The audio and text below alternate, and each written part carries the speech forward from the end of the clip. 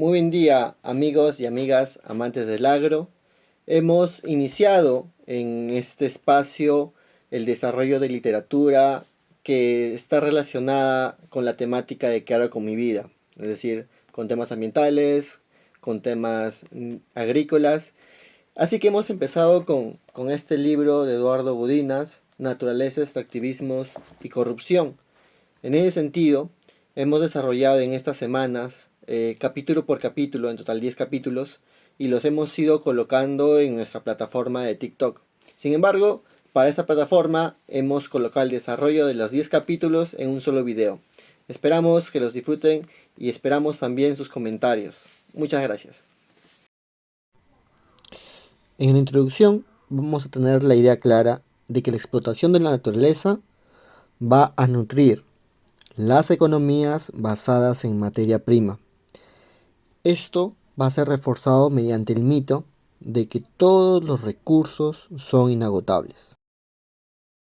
A esto llamaremos extractivismo y que se relaciona con este mito. Ahora, existen políticos, actores sociales, violencia y corrupción dentro del país. Y es esta corrupción quien va a estar relacionada con el extractivismo, pues va a invisibilizar los efectos negativos, tanto sociales como los ambientales. En el primer capítulo, titulado Conceptos e Ideas, vamos a trabajar primero la corrupción, que es sobornar con dádivas, pervertir o seducir, alterar o trastocar. Este primer capítulo va a trabajar con varios conceptos.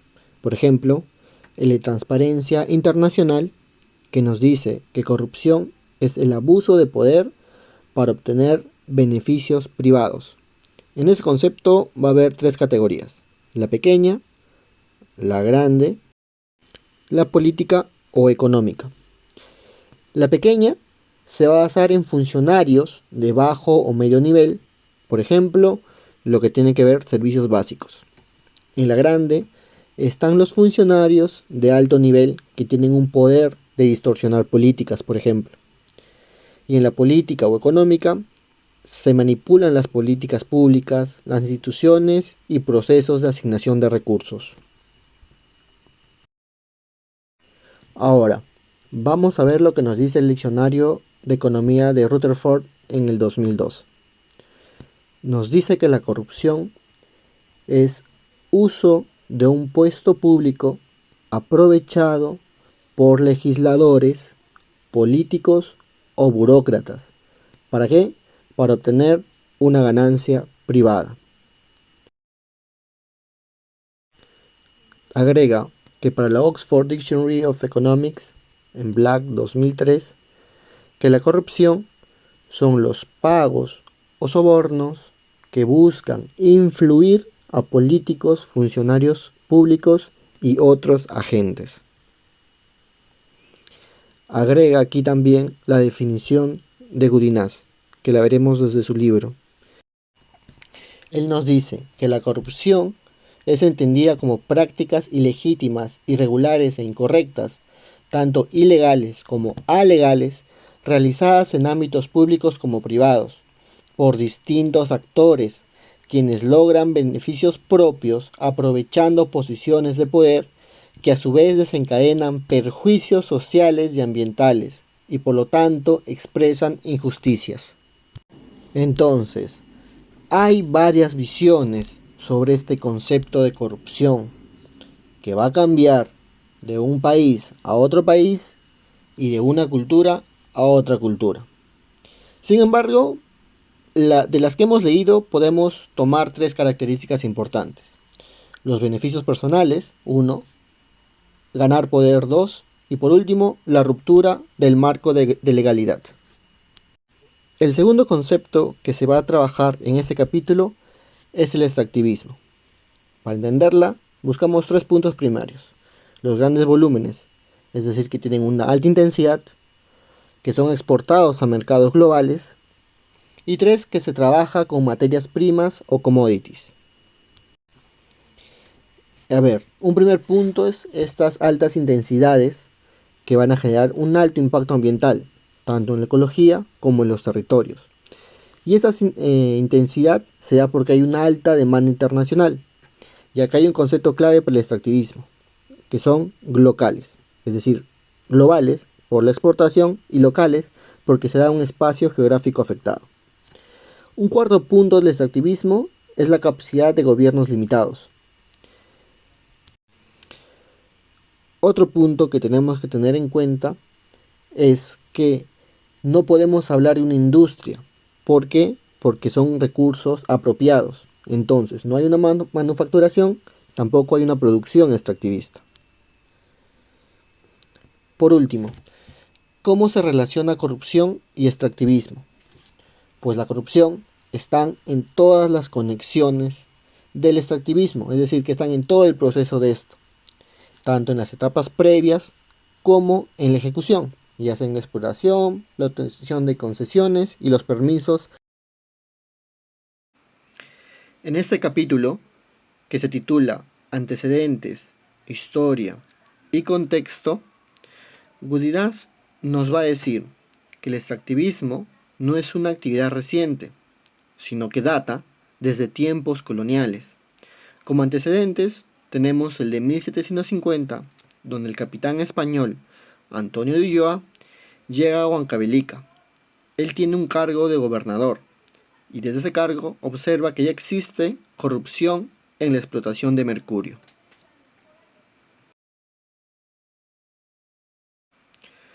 Otro de los ejemplos que pone es de la Guerra del Pacífico. Él menciona que esta se da para el control del salitre. En ella vemos sobornos, prevaricación y clientelismo. Aquí les voy a leer un fragmento en la página 29, que dice: mientras se destruían áreas naturales y se extraían recursos hasta agotarlos, esas mismas estructuras oprimían a las comunidades locales, imponiéndose por medio de la violencia y la opresión, y canalizaban el acceso y comercio de recursos aprovechando distintas tramas de corrupción. Acá tenemos que preguntarnos, ¿cuánto ha cambiado esta realidad hasta ahora? ¿O es que en verdad no ha habido ningún cambio? Por ejemplo, él pone el ejemplo del Perú con Alberto Fujimori, el dictador, donde empieza una privatización, las concesiones, hay una liquidación de las empresas estatales hasta este momento, ¿no? Como las mineras, las petroleras y las empresas agrícolas. Además, se desvincula el movimiento social y hay un mejor panorama para las empresas extranjeras. Ahora, dos términos muy importantes que nos va a dar Gudinás en este capítulo es la ilegalidad como prohibición de una normativa y la alegalidad, que viene a ser las acciones de agentes empresariales que aprovechan limitaciones, imperfecciones o ausencias normativas para que ellos puedan eludir o reducir el pago de sus impuestos. Es decir, que éstas son mantenidas y protegidas por el Estado y que obviamente van a favorecer a los grupos empresariales. Consecuencia de esta es que es reñida con el propósito de la norma, es decir, que hay lo que los abogados mencionan este vacío legal, que pueden hacer sin que se les diga nada. En el Perú, por ejemplo, alguien que está favorecido por esa legalidad es las empresas mineras, porque tienen aportes tributarios muy bajos por la normativa y además el Estado les devuelve dinero de esos impuestos. ¿Por qué pasa esto? Porque existe limitaciones en la normativa y son los gobiernos mismos que lo toleran y lo avalan. Entonces, el Estado es el quien subsidia el extractivismo minero y todo ello bajo la legalidad formal del país. Ahora vamos a ver cómo es que la corrupción se relaciona con los extractivismos, especialmente en los países sudamericanos, y nosotros vamos a desarrollar todos los ejemplos en Perú que propone el libro.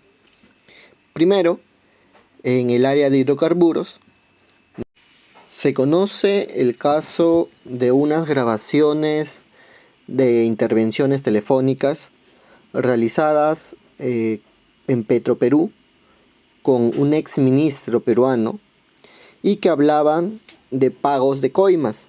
Este ex ministro es Rómulo León y está hablando con la Discover Petroleum, una empresa de Noruega. Esto se da en el 2008, ya en el segundo mandato de García. Esta conversación dio a conocer las concesiones y explotaciones de los yacimientos de gas de Camisea y también del gasoducto del sur. Acá podemos ver entonces cómo empieza a relacionarse la corrupción con los extractivismos. Ahora, en el rubro de minería existe una infinidad de denuncias. Una por irregularidades en evaluaciones, controles ambientales, en cuanto también a los procesos de consulta. Hay denuncias también de los procesos de participación, las denuncias con la convivencia de la policía y también por el hostigamiento. Los ejemplos están en la minería de fosfatos de Bayóvar, en Tambo Grande, en Las Bambas, en Tía María y en Yanacocha. En Tía María en el 2015 es el famoso caso de las lentejas.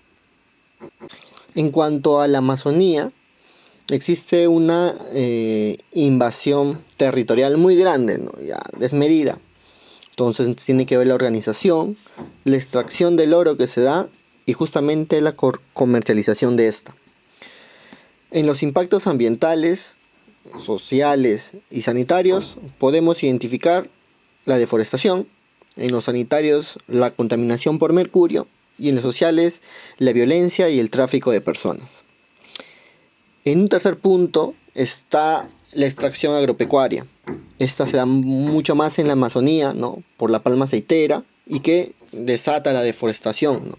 Provocando una agricultura ilegal. Además que se dan incendios provocados.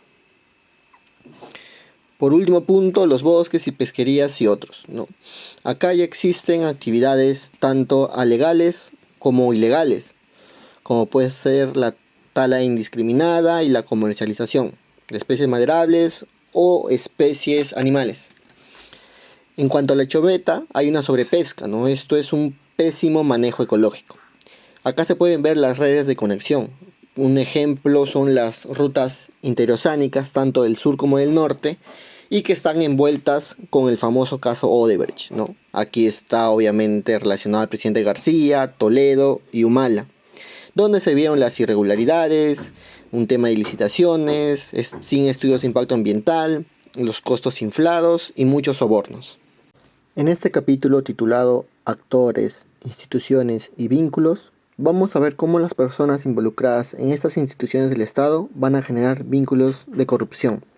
En tanto los actores, hay funcionarios que cumplen algunas tareas terciarizadas, otras que tienen apoyo administrativo. Aquí podemos ver tal vez el ejemplo del soborno a abogados en la minera Tía María, en Arequipa.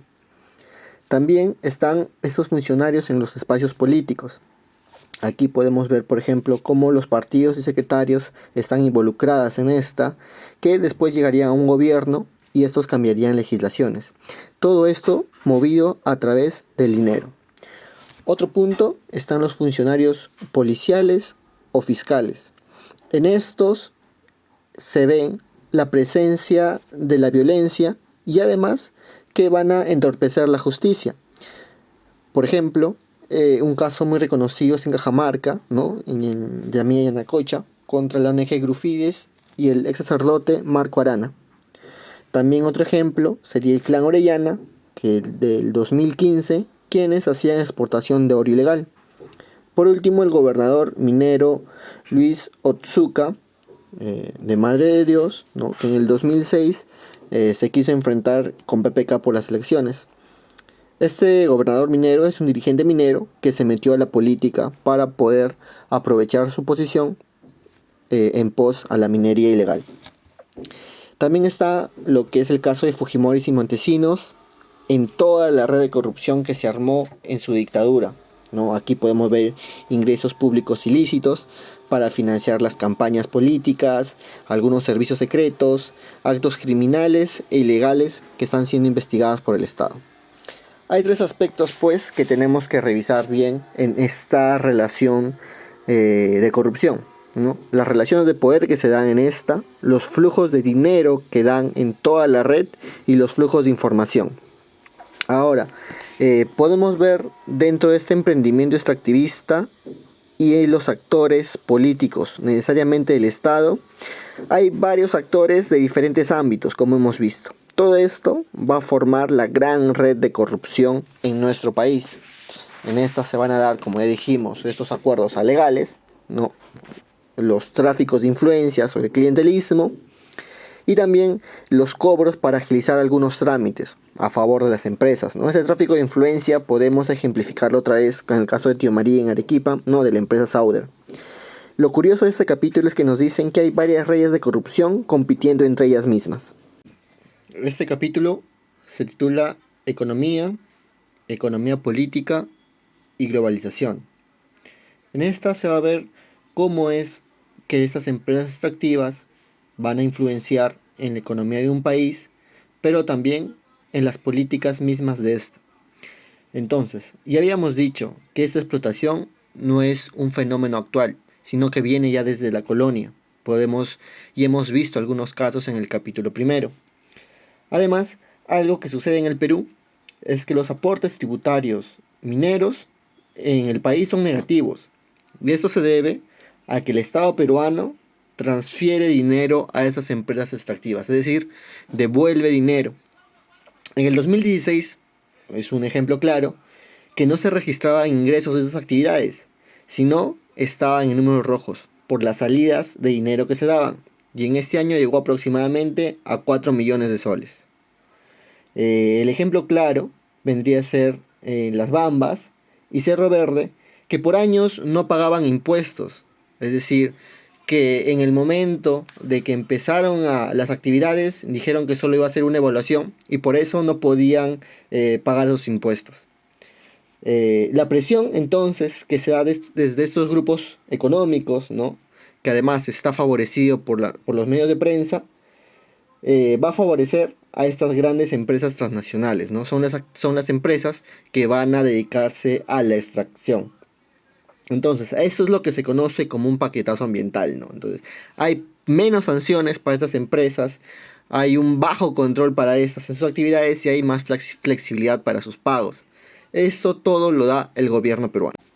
Este sexto capítulo, titulado Política, Estado y Políticas Públicas, nos dará a entender cómo afecta la actividad extractiva en la democracia peruana, porque esta es afectada mediante la corrupción, debilitándola totalmente. Entonces, esta corrupción y extractivismos tienen una relación directa con el Estado y la democracia.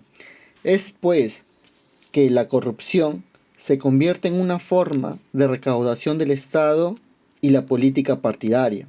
Es decir, que mediante estas acciones corruptas el Estado va a tener ingresos, pero estos ingresos van a ir directamente a estos partidos de los congresistas o los funcionarios que van a estar haciendo las tranzas debajo de la mesa para que se den estos acuerdos. Y no solo es dinero, también está, como digo, en el partido, para la publicidad, para sus actividades políticas, para alquiler de sus locales y la comisión de sus operadores. Es decir, que toda la actividad extractiva ilegal desde la corrupción va a traer este perjuicio. Entonces, no se va a distinguir las ideologías, pues cualquier política puede tomarlo. Y además, esta va a generar una agenda económica conservadora. En este capítulo 7, titulado Efectos, derrame y derechos, se ve la implicancia entre derechos de las personas y de la naturaleza por los efectos del extractivismo. Es decir, cómo la actividad extractiva va a generar un impacto negativo en las personas, como hemos visto en los capítulos anteriores, como también en la naturaleza. Por ejemplo, en el Perú nos dice que se desarrolla la minería ilegal en oro en la Amazonía. Esto es porque existe comercialización ilegal aún en la Amazonía y porque hay representación política, desde los gobiernos locales y desde el Congreso. Es decir, que estas dos figuras permiten que se desarrolle esta actividad ilegal. Entonces va a afectar tanto a la naturaleza como a las personas involucradas. También nos dicen que las comunidades locales tienen muy poca capacidad para incidir económicamente sobre la corrupción. Es decir, que a pesar de que hay esfuerzos, no se puede luchar contra este grupo de personas que tiene un gran poder económico. Por ejemplo, es que no existen las evaluaciones de impacto ambiental. Eso se ha normalizado en el Perú. Por último, dentro de los impactos locales, que es alrededor de los emplazamientos extractivos, o sea, es decir, donde se realizan las actividades extractivas, vemos que hay políticas públicas que permiten estas actividades. Dentro de la sociedad, la iglesia es un agente que también hace juego dentro de este grupo de personas que permiten el extractivismo, y también cómo se impone sobre las comunidades. A esto se le conoce como extraacciones, es decir, el extractivismo que se realiza mediante la violencia. Este capítulo, que titula Oportunidades y límites de las reacciones, planteará cómo la población no ve impactos positivos sustanciales en la lucha contra la corrupción. Es decir, que a pesar que haya campañas del país que dice luchar contra esta, pues la sociedad no ve los resultados que están diciendo desde el gobierno. Por eso existe mucho miedo acerca de este tema, pues las personas quienes denuncian la corrupción son hostigados. Esto provoca que se debilite la institucionalidad, es decir, el Estado mismo, la que ataca la corrupción. Entonces, ¿cómo podemos estar seguros de que esta corrupción está siendo atacada? ¿No? Se debería contar entonces con salvaguardas para ciudadanos que denuncian. Es decir, ¿qué pasa con los ciudadanos que están denunciando la corrupción? Porque todo este operario va a querer silenciarlos de alguna otra forma para que sigan actuando. Y esto pasa mucho no solo en las actividades extractivas, sino en todo el país. Esto hace ver que la corrupción es un mal endémico. Como decía hace un momento, no solo se da en el extractivismo. Ahora, esta corrupción en relación con las empresas, pues tienen controles rigurosos para tributos, lo que habíamos mencionado ya en capítulos anteriores, ¿no? Cómo los impuestos iban a ser devueltos por el Estado. Esto tiene reacciones frente a la corrupción, condenándola. En el sentido de que hay empresas que dicen, sí, está mala corrupción, pero son ellas mismas las que realizan estas actividades. La relación con políticos y el flujo de dinero, en especial en la minería. Por último, nos deja dos preguntas importantes. Primero, ¿cómo entendemos gobernanza? Esta palabra dentro del espacio político. Y lo segundo es cómo la ciudadanía participa en la lucha contra la corrupción. Este nuevo capítulo, ya el noveno, titula El debilitamiento de la democracia y la política. Aquí vamos a ver cómo es que la acción extractivista va a generar un impacto tanto en la política y en la democracia. Primero, tenemos que estar ya totalmente seguros de las repercusiones de la relación de la corrupción y la política afectarán a la democracia. ¿De qué manera? De la manera en que el extractivismo se va a relacionar estrechamente con esta corrupción, va a hacer que la democracia caiga. ¿De qué manera? Pues desgastando la política. ¿Y cómo podemos ver el efecto de la política desgastada? Pues por un lado, desde las comunidades legales, que son las más afectadas, pues no tienen mucha incidencia contra las decisiones tanto de las empresas como de los políticos. Es decir, que una empresa puede tomar tanto el control de forma violenta en las comunidades desplazándolas, o que los políticos puedan generar políticas públicas para que las empresas puedan seguir actuando. De otra forma, es que las comunidades indígenas son también afectadas, estas más porque se excluye su condición de ciudadano. Podemos ver varios ejemplos aquí.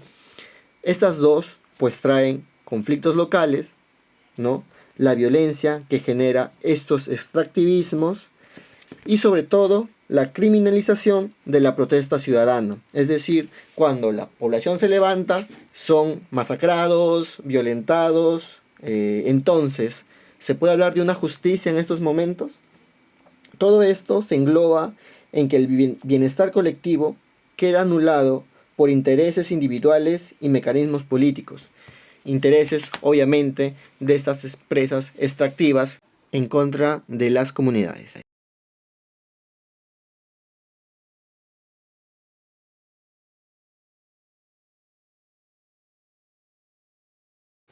El último capítulo titula Tendencias y alternativas.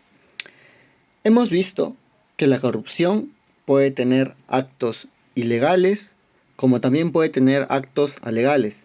Estas van a generar perjuicios contra la sociedad y contra el ambiente. Hemos visto también la relación entre el extractivismo y la corrupción. Vamos a retomar algunos puntos para que quede bien claro. Uno, que esta actividad es intensa y de larga data, es decir, que se da desde la colonia, como hemos visto, está en casi todos los países latinoamericanos, en todas las actividades extractivas, y hemos visto de hidrocarburos, minería, agrícola, se da en toda geología, es decir, que ningún partido político se salva, hay una explotación de la naturaleza para obtener el capital y hay efectos graves ecológicos.